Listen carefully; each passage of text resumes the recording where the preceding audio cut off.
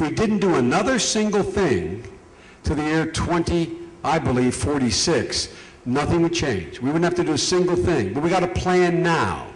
Anyone on Social Security now, if we didn't do a single solitary thing, unless you live to an age of 120, you're not going to have to worry about any changes. But guess what?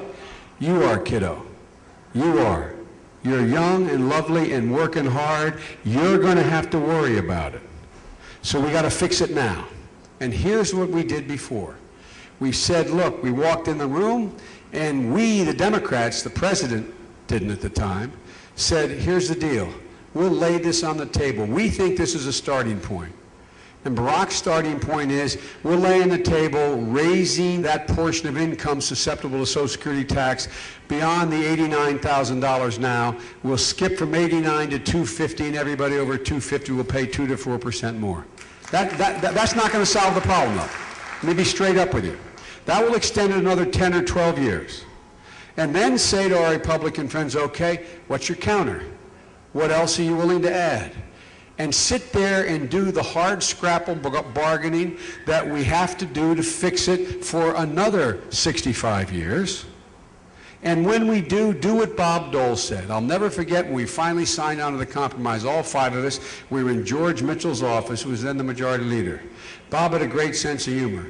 Bob was a great war hero, and Bob, as you know, the left side of the right side of his body was kind of banged up.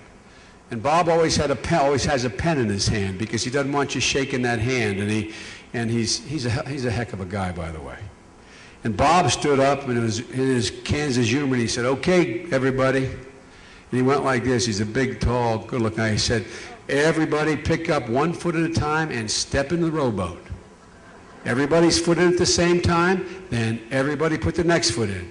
Because we got to commit to sink or swim together. And then I said, let's make a deal here between the parties. If any Democrat running for the United States Congress or Senate in 1982 runs against the compromise we, in fact, have put together, we Democrats will not support him.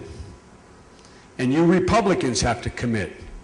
Any Republican who goes out and demagogues this compromise, you will be against. We changed the system, we did it fairly, and it passed through like a hot knife through butter, and no one has had to worry from 1982 to today about it. That's what we'll do.